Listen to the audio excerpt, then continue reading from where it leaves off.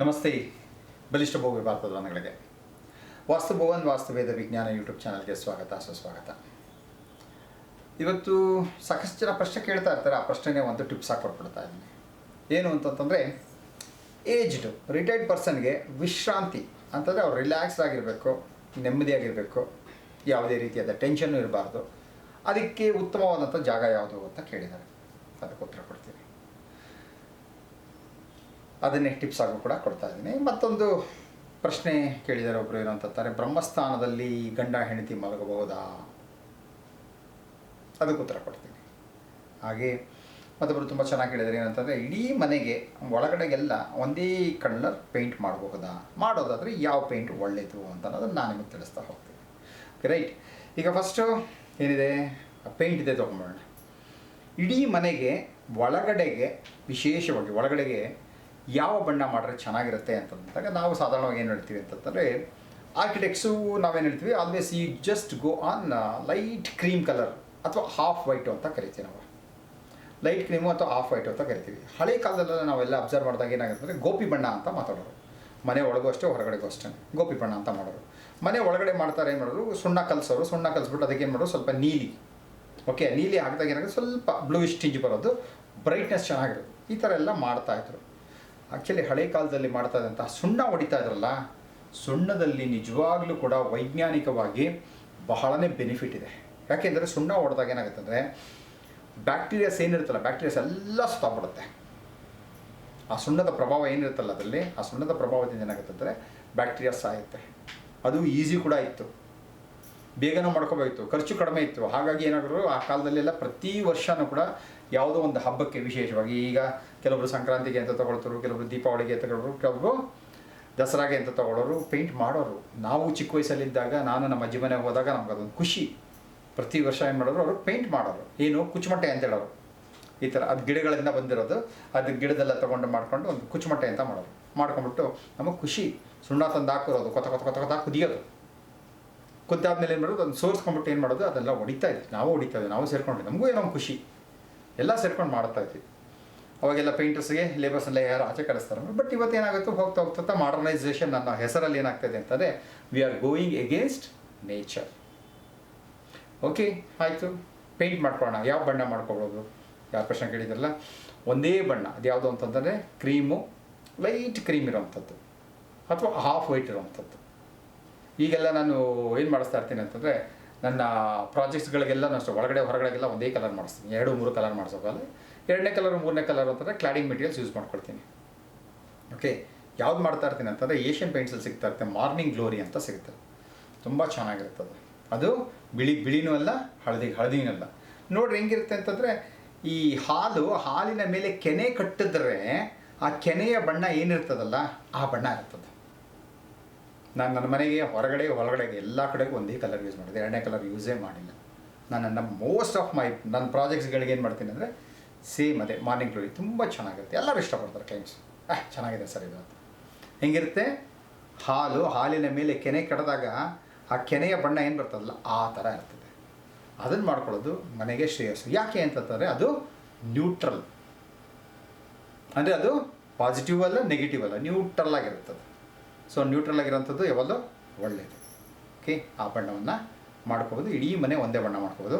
ಎಲ್ಲಿ ನಾವು ಬಣ್ಣಗಳನ್ನು ಚೇಂಜ್ ಮಾಡೋಕ್ಕೆ ಇಷ್ಟಪಡ್ತೀವಿ ಅಂತಂದಾಗ, ಎಲ್ಲಿ ನಮಗೆ ಆ ಎನರ್ಜಿಗಳು ಕಡಿಮೆ ಇರುತ್ತೋ ಅಲ್ಲಿ ನೋಡಿಕೊಂಡು ಅದಕ್ಕೆ ಆದಂಥ ವಿಶೇಷವಾದ ಬಣ್ಣಗಳನ್ನು ಅಲ್ಲಿ ಮಾಡಿಸ್ತೀವಿ. ಅದು ಒಂದು ಪರ್ಟಿಕ್ಯುಲರ್ ಜಾಗಕ್ಕೆ ಎಷ್ಟು ಬೇಕೋ ಅಷ್ಟೇ ಮಾಡ್ಕೊಡ್ತೀವಿ. ಕೆಲವ್ರು ಏನು ಮಾಡ್ತಾರೆ, ಈಸ್ಟ್ಗೆ ಬಂದುಬಿಟ್ಟು ಕಾಪರ್ ಬಣ್ಣ ಹೊಡಿಬೋದು ಅಂತಂದ್ಬಿಟ್ಟು ಅಲ್ಲಿಂದ ಇಲ್ಲೂ ತನಕ ಪೂರ್ತಿ ಕಾಪರ್ ಹೊಡ್ಬಿಟ್ಟು ತಪ್ಪಾಗುತ್ತೆ. ಈಸ್ಟ್ ಭಾಗ ಎಷ್ಟು ಬರುತ್ತೋ ಅಷ್ಟೇ ಹೊಡಿಬೇಕು.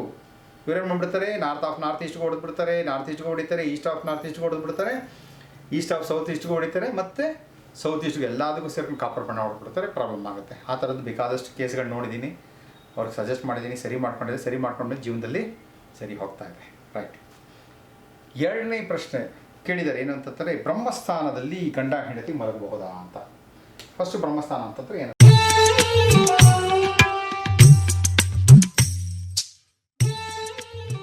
ತಿಳ್ಕೊಂಬೋಣ. ನೋಡಿ, ಇದು ಸೆಂಟ್ರ್ ಭಾಗ ಬರುತ್ತಲ್ಲ, ಇದು ಬ್ರಹ್ಮಸ್ಥಾನ.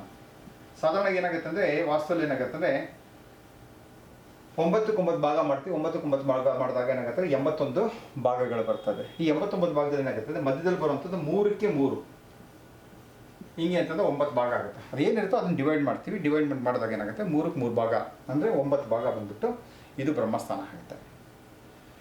ವಾಸ್ತುದಲ್ಲಿ ಬಹಳ ಚೆನ್ನಾಗಿ ಹೇಳ್ಬಿಟ್ಟಿದೆ. ಏನು ಅಂತಂತಂದರೆ, ಒಂದು ಮನೆ ಅಂತಂತಂದಾಗ 4 ಭಾಗಗಳಾಗುತ್ತೆ. ಯಾವುದು ಅಂತಂದಾಗ ಇದು ಬ್ರಹ್ಮಸ್ಥಾನ. ಇದಾದ ನಂತರ ಇದು ದೈವಿ ಭಾಗ. ಓಕೆ, ಇದಾದ್ಮೇಲಿಂದ ಇದು ಮನುಷ್ಯ ಭಾಗ ಅಂತ ಕರಿತೀವಿ. ಮನೆಯಿಂದ ಹೊರಗಡೆಗೆ ಏನು ಬರುತ್ತಲ್ಲ, ಇದನ್ನ ಪೈಶಾಚಿಕ ಭಾಗ ಅಂತ ಕರಿತೀವಿ ನಾವು. ಪೈಶಾಚಿಕ ಭಾಗ ಅಂತ ಕರಿತೀವಿ. ಯಾಕೆ ಅಂತಂದರೆ, ನಮಗೆ ಬರುವಂಥ ಎನರ್ಜಿಸ್ ಏನಿರುತ್ತಲ್ಲ, ನಾವು ಎಲ್ಲ ಯುಟಿಲೈಸ್ ಮಾಡ್ಕೊಂಡು ಆದ್ಮೇಲಿಂದ ಇಲ್ಲಿಂದ ಆಚೆ ಹೋಗೋದಕ್ಕೆ ನಾವು ಅನುಕೂಲ ಮಾಡಿಕೊಡ್ಬೇಕು. ಅದಕ್ಕೆ ಪೈಶಾಚಿಕ ಭಾಗ ಅಂತ ಕರೀತಾರೆ ಇದನ್ನು. ಸೊ ಇದನ್ನು ಬ್ರಹ್ಮಸ್ಥಾನ ಅಂತ ಕರೀತಾರೆ. ಇದನ್ನು ದೈವಿ ಭಾಗ ಅಂತ ಕರೀತಾರೆ. ಇದನ್ನು ಮನುಷ್ಯ ಭಾಗ ಅಂತ ಕರೀತಾರೆ. ಸೊ ಈಗ ಅರ್ಥ ಆಗ್ತಾ ಇರ್ಬೋದು ಯಾವ ಪ್ರಶ್ನೆ ಕೇಳಿದ್ದಾರೆ. ಮನುಷ್ಯ ಭಾಗ ಅಂತಂದಾಗ ಈ ಭಾಗದಲ್ಲಿ ಎಲ್ಲಿ ಬೇಕಾದ್ರೂ ನೀವು ವಾಸವನ್ನು ಮಾಡಬಹುದು. ಅಂದರೆ ಮನುಷ್ಯ ಮಲಗುವಂಥದ್ದು, ವಿಶೇಷವಾಗಿ ಏನು ಅಂತಂದರೆ ಮಲಗುವಂಥ ಕೋಣೆಗಳನ್ನು ಇಲ್ಲೆಲ್ಲಾದರೂ ಮಾಡ್ಕೋಬಹುದು. ಅರ್ಥ ಆಗುತ್ತಲ್ಲ. ಯಾವುದೇ ಕಾರಣಕ್ಕೂ ಈ ಭಾಗದಲ್ಲಿ ಮಾಡ್ಕೋಬೇಡಿ. ಯಾಕೆ ಅಂತಂದರೆ ದೈವಿ ಭಾಗ ಅಂತಂದಾಗ, ಅದು ಬ್ರಹ್ಮಸ್ಥಾನ ಅಂತಂದಾಗ ನಮ್ಗೆ 2 ರೀತಿಯಾದಂಥ ಎನರ್ಜಿಗಳು ಬರ್ತಾ ಇರ್ತದೆ. ಸೊ ಒಂದು ಆಕಾಶದಿಂದ ಏನಾಗ್ತಾ ಇರುತ್ತೆ, ಕಾಸ್ಮಿಕ್ ಎನರ್ಜಿ ಬರ್ತಾ ಇರ್ತದೆ. ಕಾಸ್ಮಿಕ್ ಎನರ್ಜಿ ಅಂತ ಕರಿತೀವಿ ನಾವು ಇದನ್ನು. ಭೂಮಿಯಿಂದ ಬರುವಂಥದ್ದಕ್ಕೆ ನಾವೇನು ಮಾಡ್ತಾ ಇರ್ತೀವಿ, ಇದಕ್ಕೆ ಇದು ಅರ್ತ್ ಅಂತಂತಾದಾಗ ಇದಕ್ಕೆ ಟೆಲ್ಯೂರಿಕ್ ಎನರ್ಜಿ ಅಂತ ಕರಿತೀವಿ ನಾವು ಅದನ್ನು. ಟೆಲ್ಯೂರಿಕ್ ಎನರ್ಜಿ, ಈ ಎನರ್ಜಿ ಇದೆರಡೂ ಬರುವಂಥದ್ದು ಎಲ್ಲಿಗೆ, ಒಂದು ಮನೆ ಅಂತ ಮಾಡಿದಾಗ ಇಲ್ಲಿ ಹೋಗುತ್ತದೆ. ಇಲ್ಲಿ ಹೋದಾಗ ಇಲ್ಲಿಗೆ ಪವರ್ ಬಂದ್ಬಿಟ್ಟು ತುಂಬ ಜಾಸ್ತಿ ಇರುತ್ತೆ. ಕಾಸ್ಮಿಕ್ ಎನರ್ಜಿನೂ ಜಾಸ್ತಿ ಇರುತ್ತೆ, ಟೆಲ್ಯೂರಿಕ್ ಎನರ್ಜಿನೂ ಜಾಸ್ತಿ ಇರುತ್ತೆ. ಇದೆರಡೂ ಬಂದಾಗ ಏನಾಗುತ್ತೆ ಅಂದರೆ, ಈ ಭಾಗದಲ್ಲಿ ಯಾರು ಮಲ್ಕೊಳ್ಳೋದು ಅಥವಾ ಹೆಚ್ಚೊತ್ತು ಕೂತ್ಕೊಳ್ಳೋವಂಥದ್ದು ಮಾಡಿದಾಗ ಏನಾಗುತ್ತೆ ಅಂದರೆ, ಅವ್ರಿಗೆ ಆ ಎನರ್ಜಿಯನ್ನು ತಡ್ಕೊಳ್ಳೋಂಥ ಕೆಪಾಸಿಟಿ ಇರೋದಿಲ್ಲ.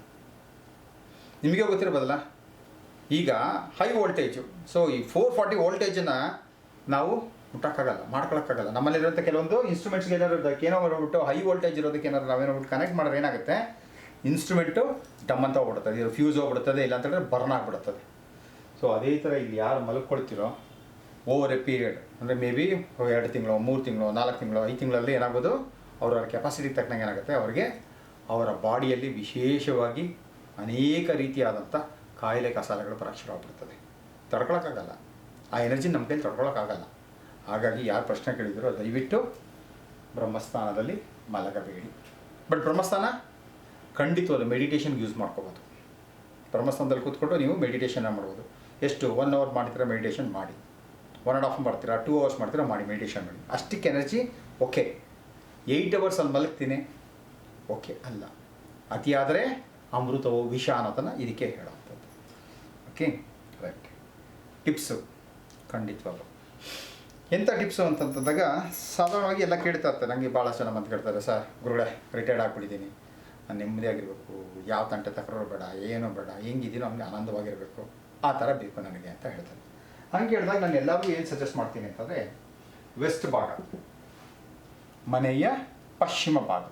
ಈ ಮನೆಯ ಪಶ್ಚಿಮ ಭಾಗದಲ್ಲಿ ಅವರಿಗೆ ದಕ್ಷಿಣದ ಕಡೆಗೆ ಕಾಟು ಓಕೆ ಇಟ್ಟು ಅವ್ರು ಈ ರೀತಿ ಮಲಗಿಕೊಂಡ್ರೆ, ಅಥವಾ ಈ ಭಾಗದಲ್ಲಿ ಅವರು ಕೂತ್ಕೊಂಡು ರಿಲ್ಯಾಕ್ಸ್ಡಾಗಿ ಓದೋವಂಥದ್ದಾಗಿರ್ಬೋದು, ಧ್ಯಾನ ಮಾಡೋವಂಥದ್ದಾಗ್ಬೋದು, ಏನು ಬೇಕಾದ್ರೂ ಮಾಡಿದ್ರು ಕೂಡ ಈ ಭಾಗದಲ್ಲಿ ಅವರಿಗೆ ಶಾಂತತೆ, ಪ್ರಶಾಂತತೆ, ಪ್ರಸನ್ನತೆ ಹೆಚ್ಚಾಗ್ತಾ ಹೋಗ್ತಾ ಇರುತ್ತೆ.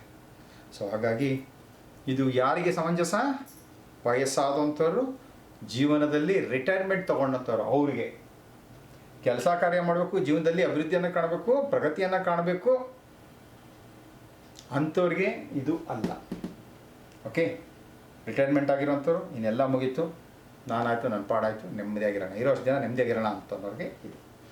ಸೊ ನಿಮ್ಮನೇಲಿ ಯಾರು ಹಿರೀಕರು ಇರ್ತಾರೋ ಅವ್ರಿಗೆ ಈ ಜಾಗವನ್ನು ನೀವು ಹೇಳಬಹುದು.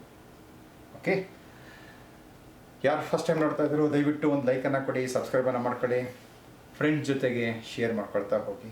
ಓಕೆ, ನಮಸ್ತೆ, ಜೈ ಹಿಂದ್.